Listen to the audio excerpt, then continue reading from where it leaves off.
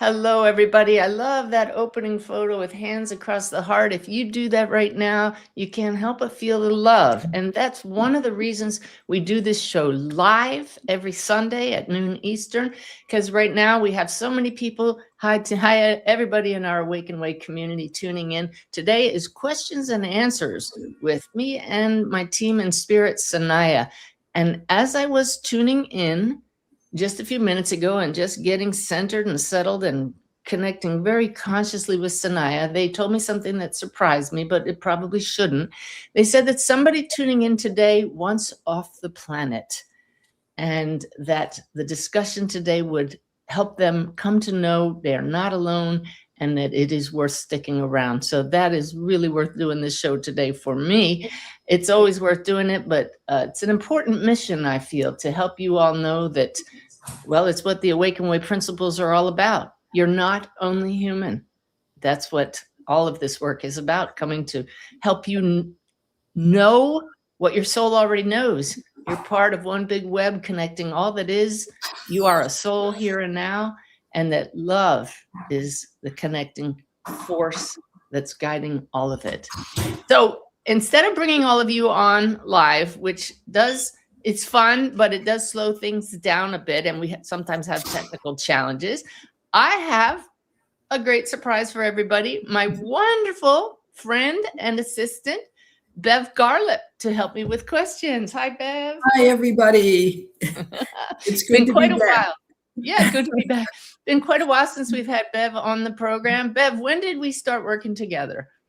Oh, 2011. 2011. So 15 years Bev has been working for me. She's technically retired, but she'll never retire, right, Bev? Right. No, she's still part of the team and still goes to meetings and does little projects here and there, but has found a lot more freedom now. And it's about time for Bev, because boy, has she been a great help to this mission. She is the repository of all things the Awakened Way and Suzanne Giesemann. So she also knows what questions have been asked and answered many times and which ones have not been. And you have a list of questions from where, Bev? From past monthly connections, and also, sometimes people just email a question and we keep adding them to a list. Okay. So I have those.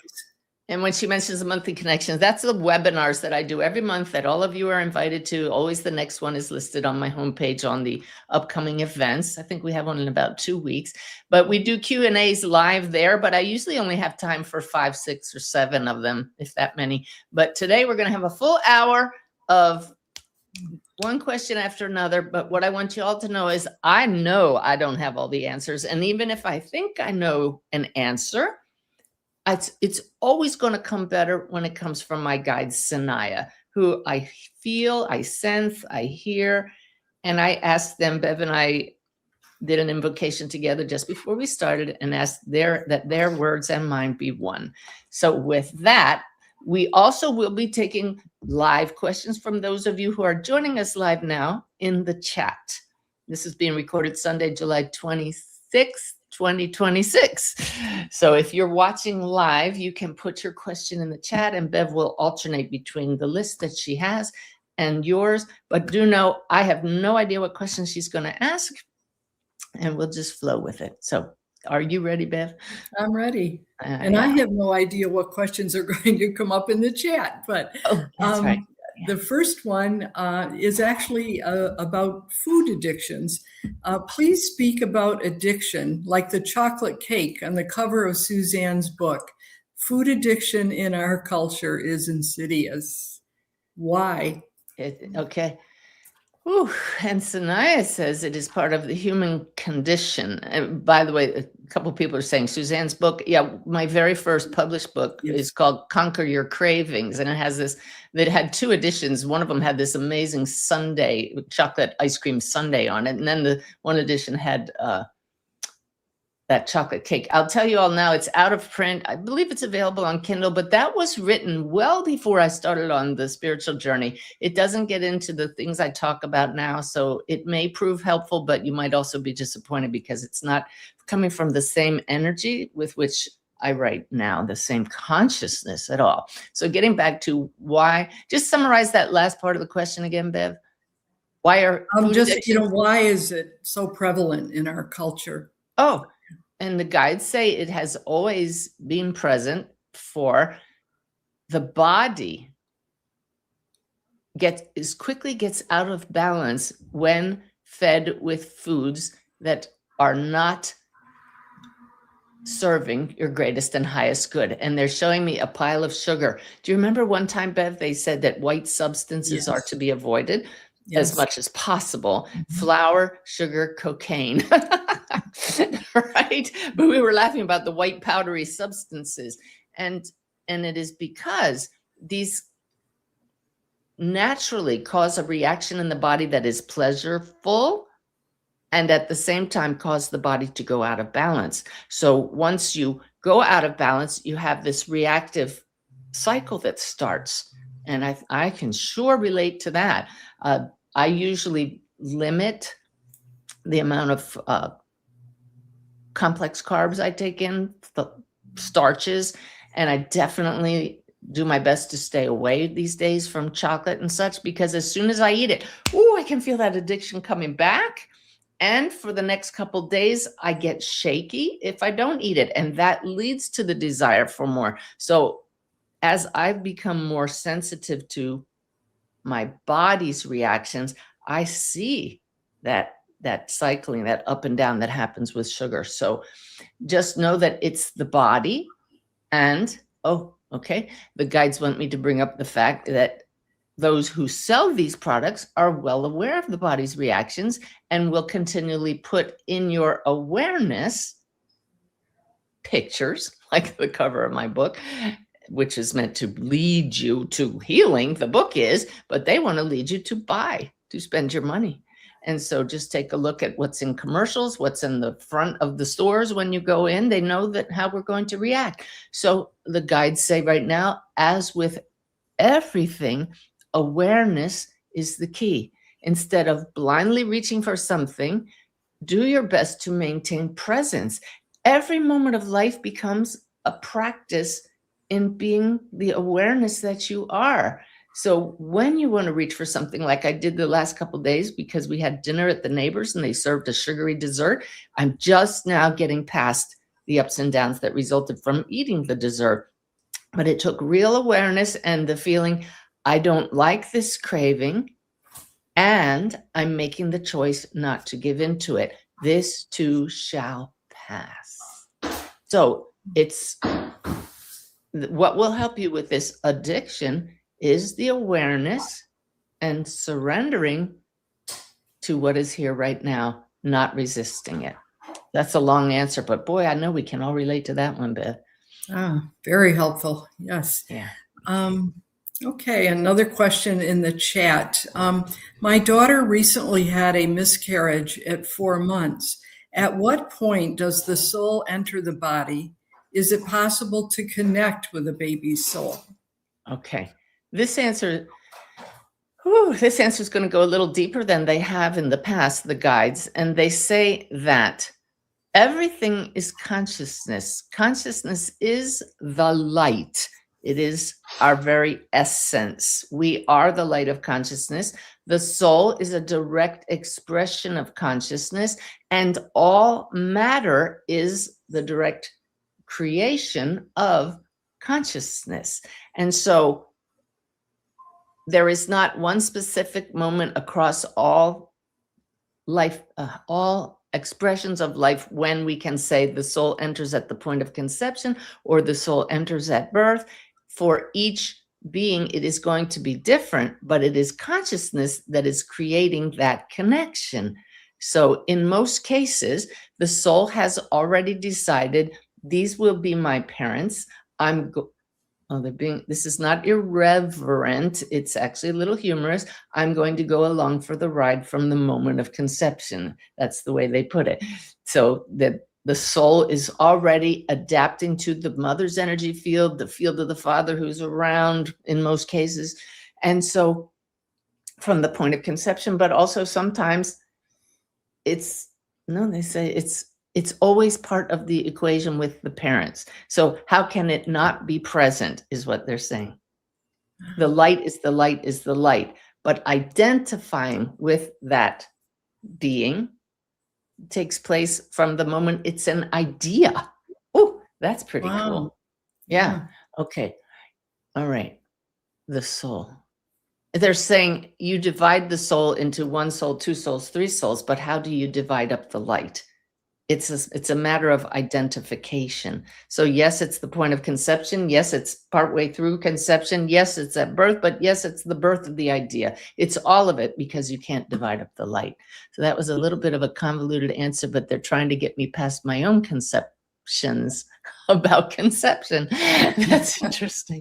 All right. So the second answer there is that you can communicate with the individuated aspect of consciousness, the soul, that chose you as parents at any point that you're aware of that connection.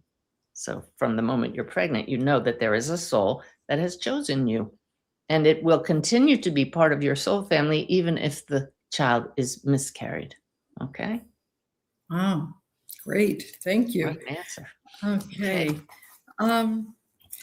Next question. When you meet someone you feel that you have known, but neither of you can identify a connection, could that be a soul that you knew in a past life? Sanaya says you can count on this. That recognition is definitely known at a soul level. It's very interesting because I didn't used to believe in past lives. I needed evidence until I got evidence. Bev, you know about a past life that I've shared with you. I don't make it public, but we got historical data that just absolutely validated for me that this is so, and many, many signs that followed. And I found out that my stepdaughter, Susan, who was the impetus for my whole journey, was a family member in that life and gave me a phenomenal sign. So I've often wondered if my husband, Ty, was part of that life, but I haven't gotten evidence for it. But I was shown what matters is that he and I were meant to be together in this life because Susan's passing led to the awakened way. Does that make sense, Bev? So it does make sense. Yeah. So there was a knowing when I met Ty that we were meant to be together, but I don't know about the past life connection. The guides are saying what is important is not so much the past life, but the knowing within that comes from the soul. When you meet a certain person, we are meant to know each other. And then you can just tune in as you get to know each other, what the purpose is in your being together in this life. Yeah. Thank you. Yeah. Let's see, another question online. I have aphantasia and sometimes find it difficult to follow guided meditations as they all use visualizations. Is there a way to overcome this lack of ability to visualize in my mind? So the guides are focusing on that word overcome, and they say that rather than thinking in terms of overcoming, think of a way of integrating and accepting, because saying overcome gives the feeling that there's something wrong with that. That's just your normal. That aphantasia means you can't visualize in your mind's eye. We had somebody come on the live podcast a couple of weeks ago and asked a question about this, and it really educated me about those who don't see. Some people emailed me too to share that if I ask somebody to see a pink elephant, they can describe it in words, even though they don't see it in their mind. So everybody who has this aphantasia compensates in another way. So the guides say the most important thing in a guided meditation is, what do you know? What do you experience in your own beautiful way? Say, this is the way this vessel is connecting with spirit, and it's just right for me, and I don't need to overcome it. I'll just do this in my own beautiful way. Perfect. Thank you. I guess food is on people's minds today, I guess. Here's the next question. May I just interrupt, Bev? Sure. I am always thinking of the next meal, always. We wake up, and Ty is too. He says, "What's for dinner today?" This morning, before we've even had breakfast. It's not just a matter of planning; it's looking forward to that all day. So I get it. Okay. Says, no judgment here, but Suzanne has previously mentioned that she eats bacon. What are Sanaya's thoughts on eating animals raised for human consumption? Oh gosh. Okay, I'm going to ask Sanaya's input because they didn't ask for mine, and then we're going to take a minute to tell a story. Okay. All right. Sanaya said that is the key in the question. Animals raised for human consumption. That at the soul level, there is an agreement that the animal's soul came into that body because they knew it would be so. So, Bev, you don't have to sit there and smile the whole time. I'll take you off the screen so I can share this story, okay? And I have the permission to share. This wonderful, beautiful soul in our community was sitting in a development circle with several people who were practicing attuning to spirit. And one of them, my dear friend Colleen Smith, said, well, this seems crazy. I see a little red pig running along a black fence. And this woman in the group named Rhonda burst into tears. And she said, I know that pig. It was my pet when I was little. And we called it Reddy, little red pig. And she knew exactly the moment when she saw that pig running along the black fence. Now, how do you explain this? That one medium, Colleen Smith is a wonderful evidence-based medium, saw the soul of this pig giving her a memory. Well, Colleen dived into it and she said, Rhonda, Reddy the pig wants you to know that he saw you after his death in your closet as a little girl, crying and clutching your doll. And I was right there telling you, it's okay, I'm right here. So Rhonda told the backstory that Reddy was her pig, but her father was a farmer. He had promised her he was not going to kill Reddy for food, and he did. And it devastated her. And she ran to the closet, grabbed her doll as a little girl, and stood in the closet crying. You can see how traumatic that was to her. And here, decades later, the soul of Reddy the pig came back. And the reason I'm bringing this up is his point was, the message he brought through the medium was, it's okay. I was right there with you. I'm here with you now. I came here to be your family's food. And so this is why I bring up the story now. Just like our loved ones who die here, we don't die. We are always present as souls. The soul is always fine. May we bless our food. May we thank the animals who feed us, should we choose to eat animals. And that is a personal choice, and the guides confirm it's always up to each individual to follow your conscience, do what feels right to you. And if we are going to eat animals, that we do so with gratitude and compassion as that food is prepared. So I hope that's enlightening to some of you, all of you, I hope. Okay. That's great wisdom for us. Here's one about our climate. When I hear climate scientists talk about how fast we are approaching critical climate tipping points, I get fearful and depressed. What does Sanaya say about the condition of our planet? We have been saying this for quite some time. And our message today was about cycles, that all in earthly experience goes in cycles. And the goal is that those cycles go onward and upward. Yes, your planet is in change, as it always has been. The cycles you see, climate change, are real, but not necessarily bad. Study history, but go far, far back in your history, and you will see that there have been periods of ice and periods of melting, and onward it will go. But when you are filled with fear, you are stuck in the human mode of thinking, here, now, restricted. Widen your lens and see the greater picture. Yes, the earth is your mother. She is your earthly host. The very particles of your body come from this earthly host, and therefore it behooves you to treat her well and kindly. But do know that there is no reason to live in fear. Simply live in the awareness that you must all take care of your planet, for her health depends on you treating her respectfully. Thank you. Okay. I'm sure that brings comfort to many people. Thank you. Let's see. Can Sanaya and Suzanne please explain the definition of the Akashic Records and how we access them? All right. The Akashic, notice how every time you ask a question, my lip twitches. Everybody, y'all need to know if you're new to my work, I don't control that. That's just this shift that takes place when I tune into Sanaya, and it's a confirmation that we're in a coherent resonant state together. Okay, the Akashic Records, the guides say it is an analogy of the field of all that is, the repository of all that has already happened.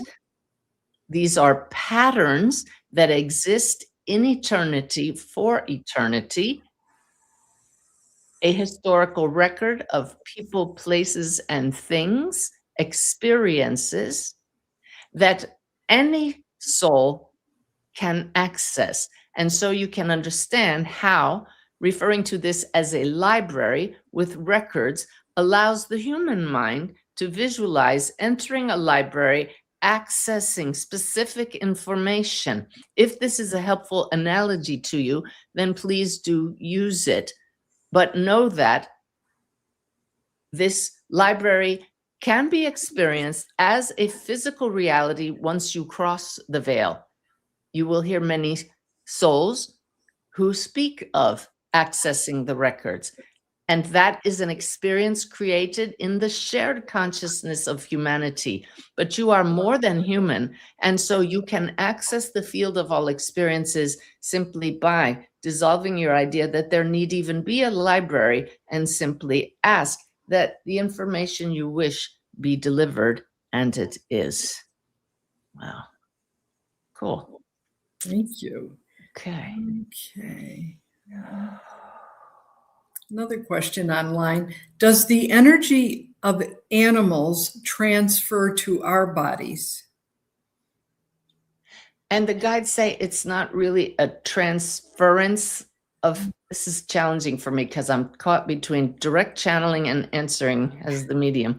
All right, so they say keep up with the channeling. It is not so much a transference as a coming into resonance with the energy field of another being. Animals are souls, dear ones. Understand this. Some of you have been told that they do not have souls. Do you know that you do not have a soul either? You are a soul, which is an expression of the light of consciousness. And can you not gaze upon an animal and say that is also the light of consciousness, for it is experiencing life, love in full expression. And so you do not transfer energy so much as come into resonance and know the experience of that animal, know what they are thinking or feeling, or at the very least, if you are not well enough attuned to pick up what is in resonance between you, you can feel the connection through compassion and love. So yes, you would understand it as a transference, but it is really the connection that is engendered by your innate connection that is always and already here. Thank you. Oh, I want to ask the online community who's live right now to just keep sending your love, because this is, I didn't expect to be so clearly channeling the answers directly, and it takes a little bit more energy, and your love is what helps me do that. So thank you all. Love you guys. Okay. Several questions asking basically this. We often hear teachers say, shift your mind to spirit. Or what does this actually mean for us? How does it feel? Oh my gosh. Okay. And all the teaching that I've been doing since January really has led me to living this way. And what it is spirit is your very essence. It's who we are. I get so excited about this because it's so helpful to visualize in these ways. You are spirit and expression. The body is the filter to your awareness of who you really are. So to shift your focus to spirit doesn't mean take yourself out of the body, stop knowing that you're a body. It means widening your perception. So the word is that I've been spending months preparing to lead these workshops on my cruise, and I just yesterday was working on some visuals to describe, yes, I'm here. As we put our hands on our heart or the belly, you can say, affirm, yes, I'm here as the light of awareness, and I'm open, wider. So know that you can be both in the body and shift your identity to it's all spirit and I am this. So shifting to spirit is widening your perception, widening your awareness of who and what you are. You're all of it. And when you widen beyond your localized field of consciousness, your story, your narrative that can be often very constricted and restricted and filled with fear and drama and trauma, as you widen that lens, you're able to take it all in and see a bigger picture from the perspective of the higher spirit that you already are. Yeah. Wow. Thank you. Yeah. This one just popped up. Let's see.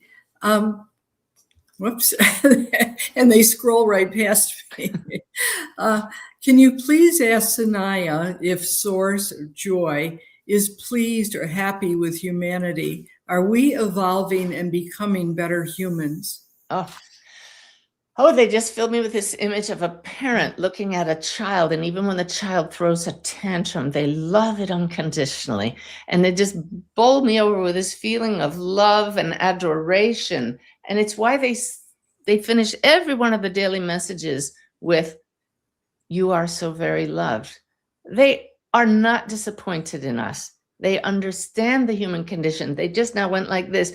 They understand that most humans, poor things, are walking around with this very narrow vision, not realizing we are the light of consciousness. You can't be separated from this light. But these bodies and our interactions with others who are constricted keep us from being aware of that. So how would beings who already hold that wider open, unconstricted state possibly judge us?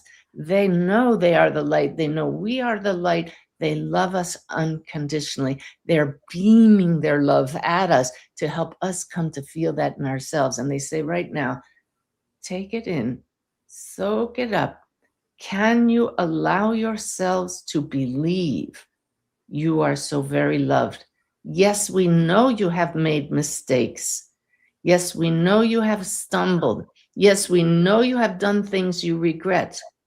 And we know that as you receive our love and come to love yourselves, you will realize you are lovable simply because you are the light, and you will vow to do better moving forward, to make better choices, and find forgiveness for when you were not aware you were the light. And that is the reason people make mistakes.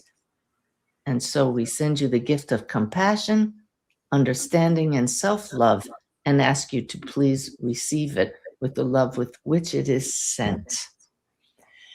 Ooh. And healing takes place that quickly, doesn't it, Bev? Oh, what a blessing. We all need to rewind and listen to that. Play that one over and over because it came with the energy too. Let me just pause here for a second because I need to just take a breath here. Whew. If you have questions that aren't answered today, let me pull up a slide here. This one right here. I'm going to put that slide up there. If you have any questions we don't get to today, we have a wonderful Akashic Records of Sanaya, we could call it, the repository of everything Sanaya has taught me over 16 years, all transcripts of every video, every book, every class. And if you ask your question by going to SuzanneGiesemann.com/your questions answered, it's under the search menu on my website. You can ask a question and just see how the answer feels to you. I have checked it over and over, and I vouch for the answers, and that it's only, yes, it's a form of AI, but it's only searching this repository. It's not going out to the full internet. By the way, while you're at it, please click subscribe to this channel if you're finding these videos to be helpful. That helps get it into more hands. The website, the YouTube channel will go out to more people, and that's how we grow the Awaken Way community. Completely free, just like, while we're talking about these things, my Awaken Way app, which recently, thanks to our creator, Jayesh Mitha, has a facelift. It's beautiful. It looks beautiful, but it's also so very useful, with a new tool coming soon for all of you, always free to download, no strings attached. Okay, so that's good. Whew, came down a little bit. Another question, Beth? Okay. This is maybe a deeper question. There's a couple people online asking the very similar question, and I have one from a monthly connection. An elderly loved one in our family has decided upon voluntary assisted dying to leave this life. It was a simple thing to believe in this in theory, but more difficult to process now. What wisdom can Sanaya give us on this? And this is one of those that I don't want to touch, but the question's here, so I'm going to turn that over to Sanaya. So the question is about, what did they call it? Voluntary assisted dying. Assisted dying. Okay, so Sanaya.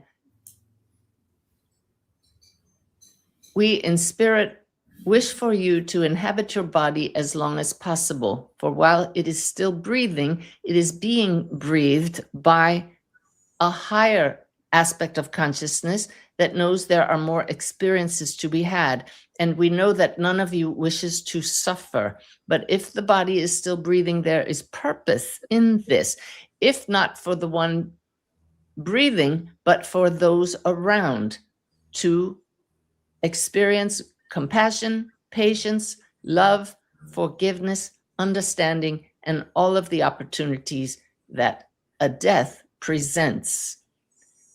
Having said this, there is no judgment from across the veil. We understand that suffering is painful. Pain is part of life. Suffering is a choice. We encourage you to surround the one who is suffering with love and provide to them alternate ways of viewing their pain, alternate ways of viewing death, encouraging them to stay, and yet at the same time, understanding that humans learn and grow through their choices.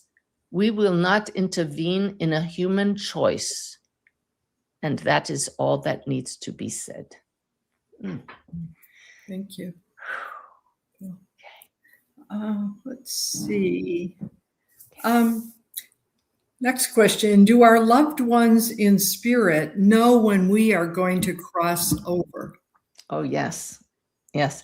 They're showing me now hospice rooms, and how many of you have read accounts or been in a hospice room and read about someone just a day, around a day or less, or a day or more, right around the time that someone is ready to pass, and they reach for a loved one in spirit, or they say, hi, mom, or hi, dad, or someone is already present from across the veil. Ooh, collective goosebumps right there.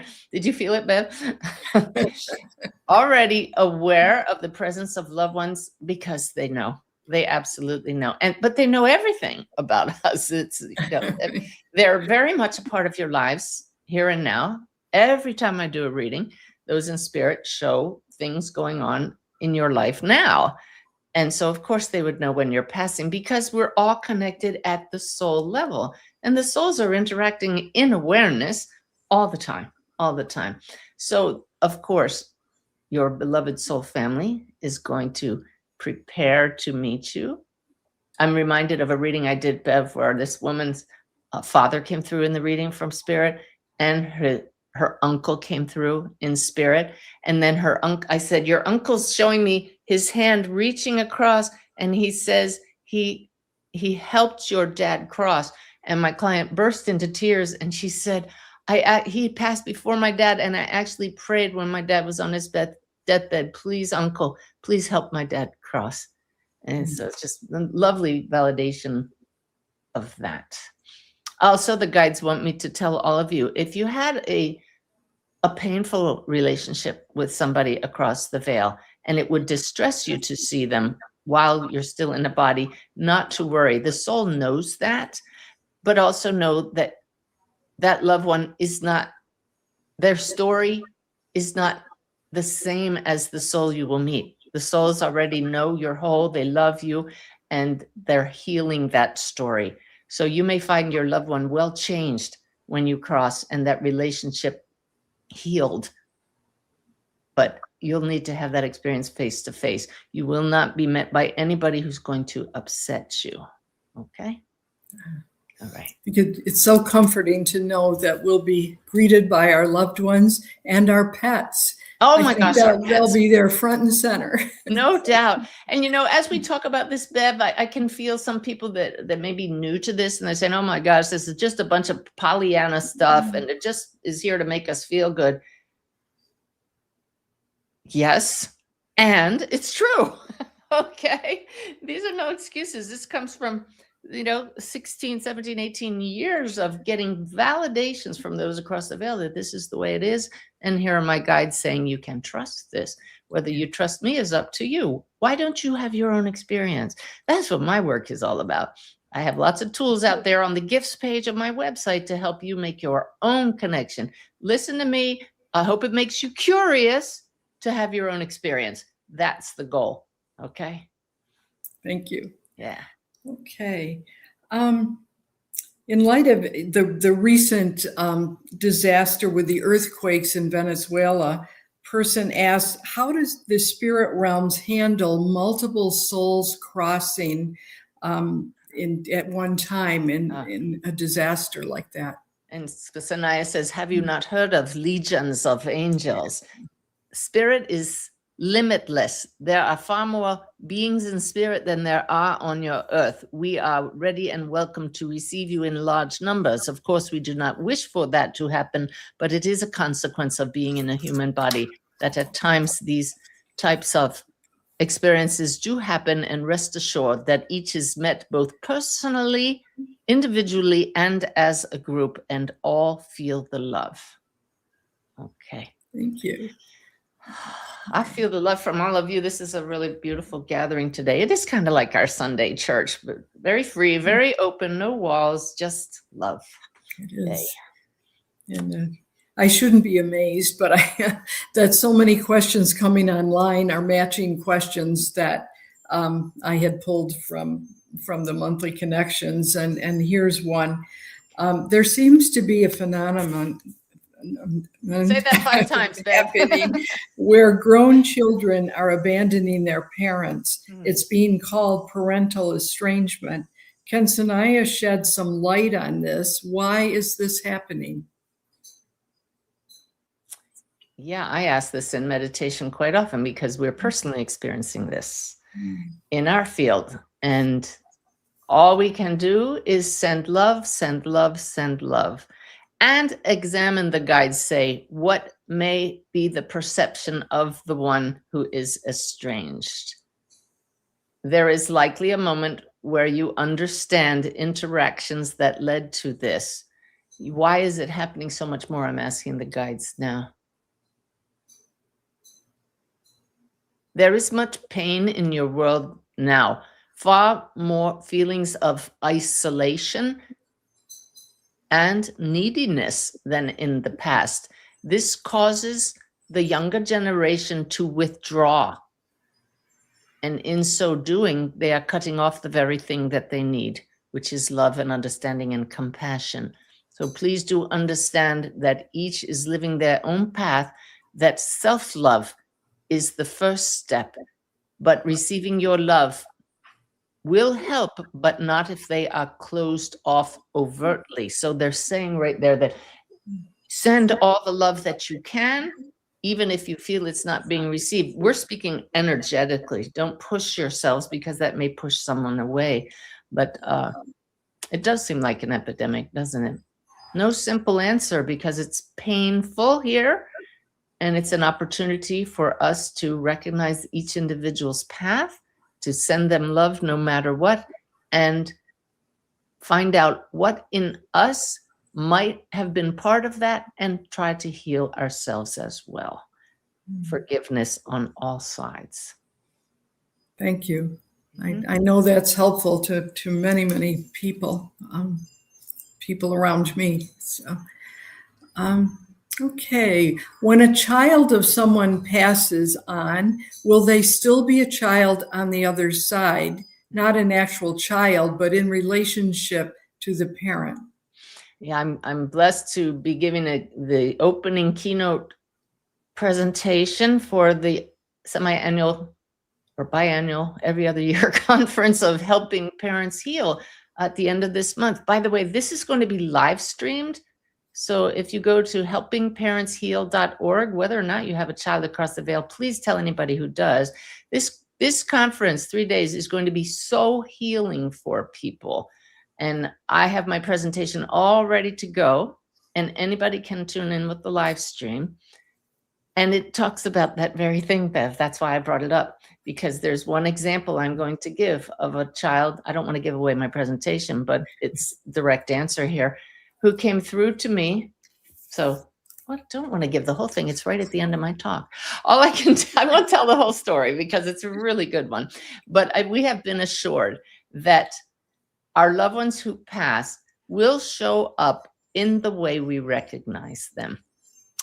You know, so even if in Susan's case, she passed 20 years ago already, and she was pregnant. I was just thinking this morning about her son, Liam, would be 20 years old now. But we know each other at the soul level. I'll know his soul when I see him. I never knew him in a body. I'll know his soul because he chose our soul family. He was part of it. Susan will show up as 27 years old, not as she would now be 47 if I passed right now. She'd show up as I know her, and so will your loved ones. And then you just play whatever role, whatever age you want to be. As those across the veil have told me, mostly age 35, perfect body, perfect hair, everything. We create that in consciousness. So I hope that's comforting to all of you. Spirit knows what we need. Perfect. Even though this is a personal question, I know it applies to almost everyone. I have a close friend actively passing at this time. I'm unable to be there, but I have been quieting my mind and speaking to them. Do you believe their soul hears me? Oh, I don't believe it. I know it. I absolutely know it. It's felt at the soul level, and this is also part of my HPH talk, that those across the veil tell us, Helping Parents Heal, they tell us that when we send love to another or pray for them, it's like those little heart emojis that you could push right now if you're in the chat, or if you're on Facebook, you push that little emoji and all the little red hearts go up. They say that's how they feel our prayers. And it's like they bounce into the energy field. They feel the love. It just uplifts them, and ooh, goosebumps. I felt it, group goosebumps. So know that the soul feels it, receives it, and is healed in some way by your prayers, and that they know you would be there if you could. All right. Perfect. Thank you. But Bev, that leads to another one. I just did a reading this past week, and the one in spirit told me my loved one wasn't there when I passed. They got a phone call. This was validated by my client, but they wanted their loved one to know it's okay. You didn't get to say goodbye, because we never had to say goodbye. I'm right here. And of course, in our human form, that is a real thing. We want to say goodbye, but life continues. This is the point of all of this. We are eternal souls. The story, the chapter may end here in physical form, but the story continues across the veil. Yeah. Okay. And really, very close to that same question, can people with dementia travel to the other side while they are still alive? We all are doing this all the time, especially in our dreams. But our souls are playing and interacting with our soul family right now. those with dementia have told me many times in readings, even if they haven't passed, I tune into them and they say, I'm already playing on the other side. So there are some that can no longer interact with us here with dementia, and they look like they're unhappy or suffering. At the human level, perhaps that's true, but at the soul level, they're playing. Okay. You can learn to connect to your loved ones with dementia here and now by using the same methods as we use in mediumship. I teach these classes online and in person in November in Tucson. Personal mediumship, how to connect to your loved ones' souls, whether they're in a body or not. You know, it's totally possible.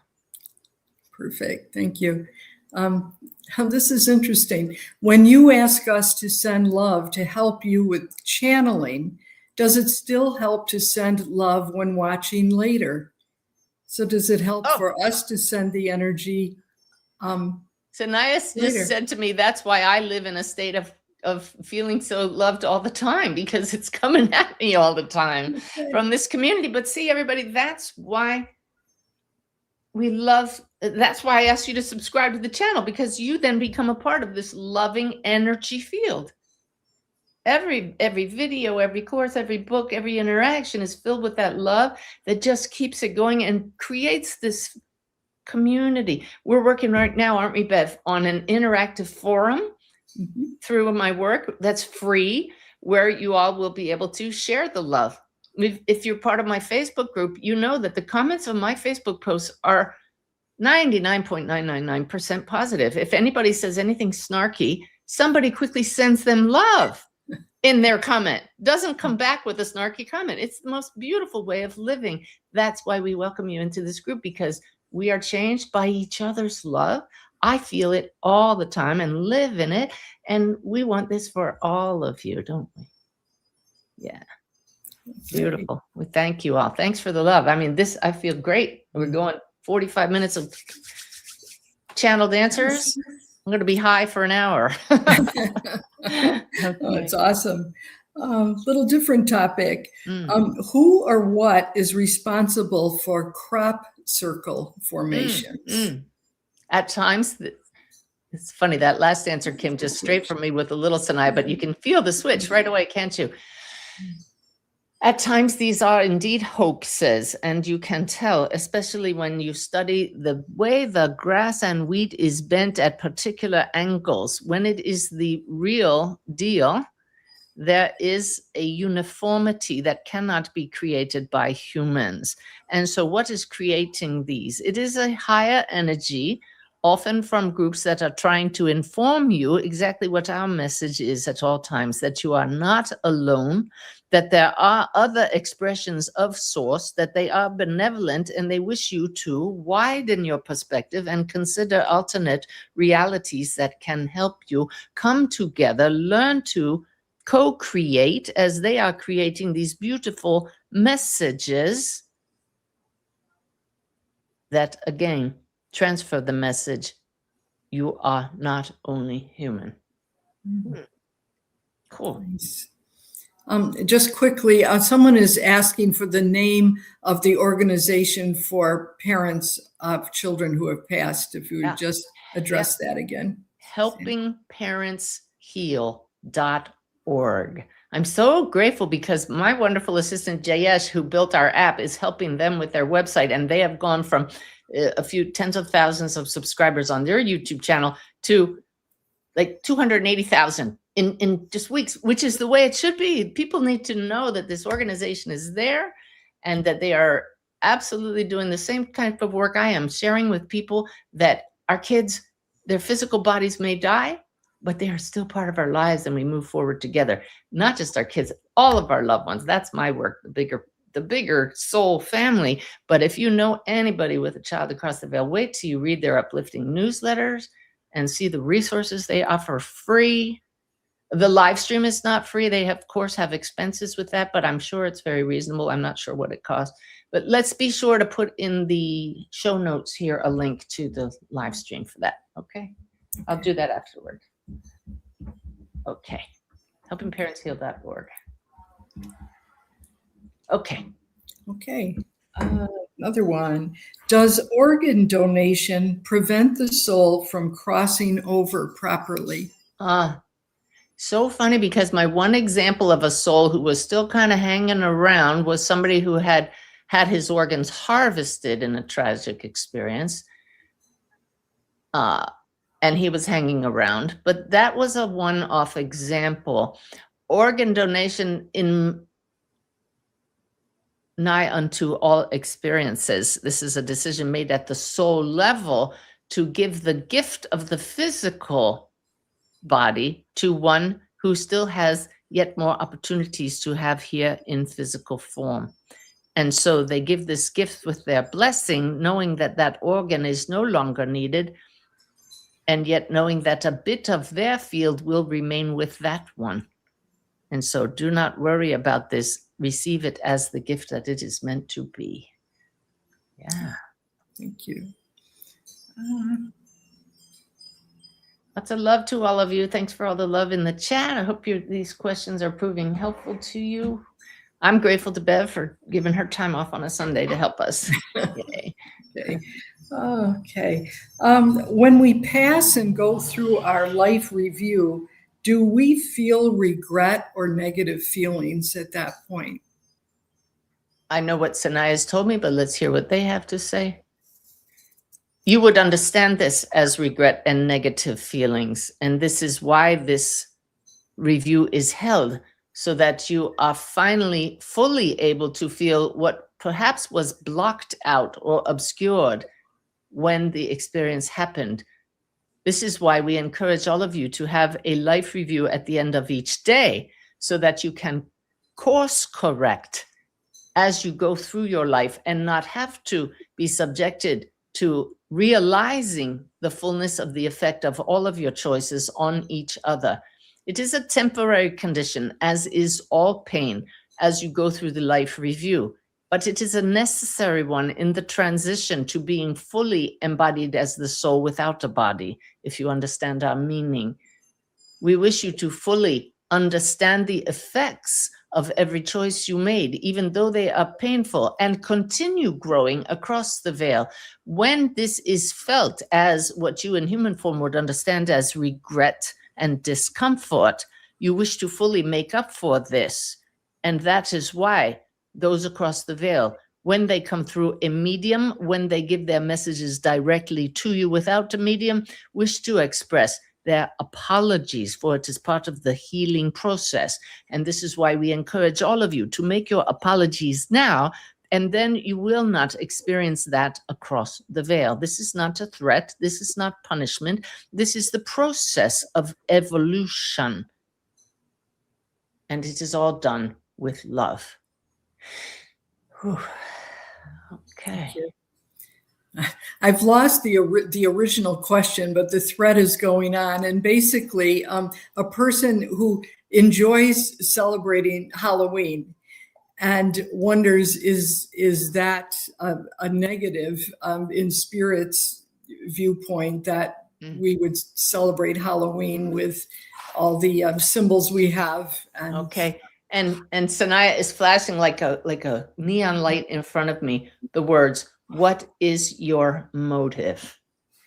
Why do we celebrate Halloween? In most cases, it's for enjoyment and connection and love and joy, and seeing the children enjoy that, and watch the sugar, please. But it's everything in life is about the meaning that we give to it. So if it becomes something that is a negative to you, don't do it. But but also question beforehand, why do I see this as a negative? Is this now a collective consciousness that says this is a bad thing? Do I need to believe that? Everything we give meaning to is an opportunity for self-inquiry. Why do I believe that? What was my motive? What is my motive? If it comes from the heart and helps in sharing love and connection, whatever it is, continue doing it.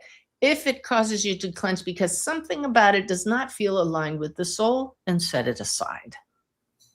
Perfect. Thank you. Okay. When deciding how to plan a funeral, does Sanaya feel cremation or whole body burial or a natural burial without embalming is best? Is there a best way? There is no best way, they say. And again, it comes back to motive, tradition, culture, but what feels right to you.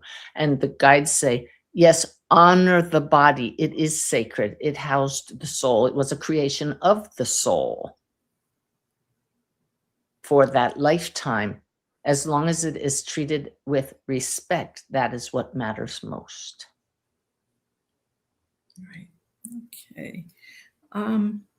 When we reincarnate, has our soul advanced so that we've learned new lessons and we don't have to repeat the same lessons or mistakes in a next lifetime?